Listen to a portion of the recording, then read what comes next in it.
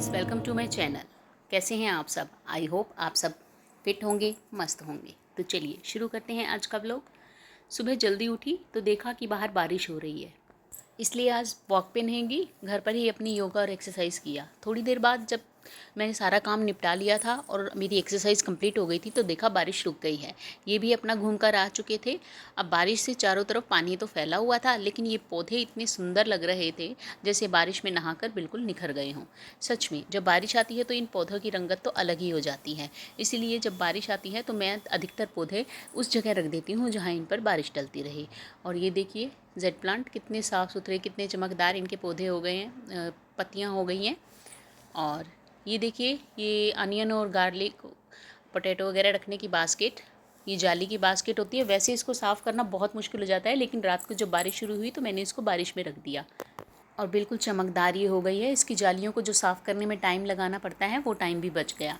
बस अब इसको साफ़ करके अंदर यूज़ के लिए रख देंगे। मैं बारिश आने पर इस तरह की जो जाली वाली चीज़ें होती हैं उनको बारिश में रख देती हूँ ताकि वो अच्छी तरह से उनकी सफाई हो सके। साफ़ सफाई का सारा काम हो गया था और मैंने अपना सिर भी वॉश कर लिया था और अब बस लगूंगी पूजा पाठ के काम में। और ये देखिए, देख रही थी बालों को कि काफ़ी झड़ चुके हैं बाल, काफ़ी हल्के हो रहे हैं। और ये देखिए कंघी करने के बाद जब इन पे हाथ लगाया तो ये काफ़ी रफ़ भी लग रहे थे, तो सोचा इनकी केयर स्टार्ट करूं। आप लोगों के साथ शेयर करूंगी कि किस तरह से मैं बालों की केयर करती हूं किसी और व्लॉग में। और फिर जब खाना वाना निपटाने के बाद मैंने बनाया लेमन जूस, जो कि अब ये बाहर फील्ड के काम में जाएंगे तो मैं इनको दे दूँगी। क्योंकि बारिश तो हुई थी लेकिन ह्यूमिडिटी इतनी है बाहर कि गर्मी बहुत ज़्यादा फील होती है। और अगर आपके पास इस तरह की कोई सॉफ्ट ड्रिंक हो जिसे आप पी सकें तो आपको गर्मी में काफ़ी राहत मिलती है। और बाहर की ड्रिंक्स में तो कितना ज़्यादा प्रिजर्वेटिव और कितनी ज़्यादा शुगर होती है वो आप लोग जानते ही हैं। इसलिए मैं इनको इस तरह से नींबू पानी बनाकर 2 बोतल गर्मियों में दे देती हूँ। अगर इनका मन करता है तो ये उसको पी लेते हैं। विटामिन सी से भरपूर होता है, इससे हमें विटामिन सी भी मिलता रहता है। तो ये जो जलजीरे की बोतल होती हैं, जो छोटे वाली बॉटल जिसमें हम जलजीरा वगैरह लेकर आते हैं मार्केट से, वही मैं रख लेती हूँ, अच्छी तरह से वॉश कर लेती हूँ और उसी में इसको डाल लेती हूँ। वैसे तो एयर टाइट वाली जो बॉटल्स हैं वो भी मेरे पास हैं, लेकिन उनमें लीकेज का डर रहता है क्योंकि उसका थोड़ा सा प्लास्टिक साइड से ख़राब हो चुका है। तो इन दोनों बॉटल्स में 2 बॉटल में इनको भर कर दे देती हूँ और उनको टाइटली ऊपर से बंद कर देती हूँ। अब ये जा रही हैं ऑफिस और इन 2 बोतल को मैं इनको दूंगी, लेकिन ऐसे ही नहीं दूंगी क्योंकि इसमें ठंडा पानी मैंने डाला है और नहीं तो उससे सारे जो पेपर हैं वो गीले हो जाएंगे। तो किसी भी कॉटन के कपड़े में इनको अच्छे से रैप करके रखिए। और जैसे ही ऑफिस गए मैं पहुंच गई अपनी कॉलोनी के पार्क में। वहाँ मैंने एक पौधा देखा था जिस पे येलो कलर के बहुत सुंदर फ्लावर्स आते थे और बंचेस में वो फ्लावर्स आते थे। तो मैंने सोच रखा था कि जब बरसात आएगी तो इसकी कटिंग मैं ज़रूर लगाऊंगी, इसलिए इसकी कटिंग लेने में पार्क चली गई थी। अभी थोड़ी देर बाद छत पर जाऊँगी और किसी पॉट में या किसी बाल्टी वगैरह में इसको लगा दूँगी। अभी फ़िलहाल मैंने इसको पानी में डालकर रख दिया है।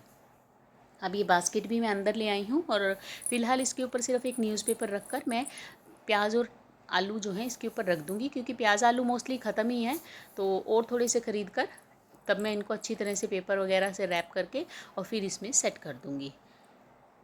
अब दूसरी तरफ मैंने ये मसूर दाल दोपहर के लिए भिगो दी थी। आज बेटा हॉस्टल से आएगा, तो जब बच्चे हॉस्टल रहने लग जाते हैं तो उन्हें बाहर का खाना थोड़ा कम ही पसंद आता है। बाहर के खाने को खा खा कर वो ऊब जाते हैं और उन्हें घर का कुछ सात्विक भोजन ही चाहिए होता है। तो ये देखिए दाल, मसूर दाल मैंने आधे घंटे के लिए भिगो दी है।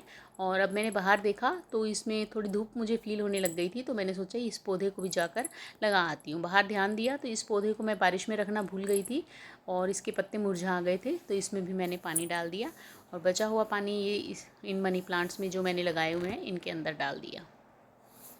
तो इस तरह से पौधों की केयर टाइम टू टाइम करना बहुत ज़रूरी है, तभी आप किसी पौधे को अच्छे से सरवाइव कर पाएंगे। और ये मैं आ गई छत पे। किस तरह से सारी छत फैली हुई है क्योंकि कई दिनों से यहाँ की केयर नहीं हुई है, गर्मी बहुत ज़्यादा थी और अब शुरू हो गई है बरसात। और ये देखिए नींबू का पेड़ यहाँ पर भी मैंने 2 लगाए हुए हैं। ये अपने आप उग गए थे तो मैंने इनको निकाला ही नहीं गमले से। और अब एक गमला टूट गया था, उसकी मिट्टी पड़ी थी और उस मिट्टी को मैंने क्या किया, एक बाल्टी जो नीचे से क्रैक हो चुकी थी जिसके कॉर्नर वो रखी हुई थी उसके अंदर डाल दिया। क्योंकि नया गमला मेरे पास अभी नहीं था जिसमें मैं कटिंग लगाती, तो फिलहाल मैं उस बाल्टी में ही इस कटिंग को लगा दूंगी और जब इसमें जड़ें निकल जाएंगी उसके बाद इसको किसी पॉट में मैं ट्रांसफ़र कर दूंगी। मिट्टी गीली थी, हाथ से ही इस तरह से मैंने थोड़ा सा इसमें गड्ढा किया और ये कटिंग्स लगाने स्टार्ट कर दी। और जब भी हम कटिंग लगाते हैं तो आपको ये ध्यान रखना चाहिए कि ना तो वो ज़्यादा कच्ची होनी चाहिए और ना ज़्यादा पकी हुई। इस तरह की कटिंग को लेकर आप इस मिट्टी में अच्छी तरह से लगा दीजिए। ये देखिए, एक कटिंग थोड़ी ज़्यादा पकी हुई मैंने काट ली थी गलती से, तो उसको भी मैंने लगा दिया है इसमें। आप देखेंगे कौन सी कटिंग बनती है। ये देखिए, बिल्कुल परफेक्ट कटिंग है, ना तो ज़्यादा पकी हुई है और ना बिल्कुल कच्ची है।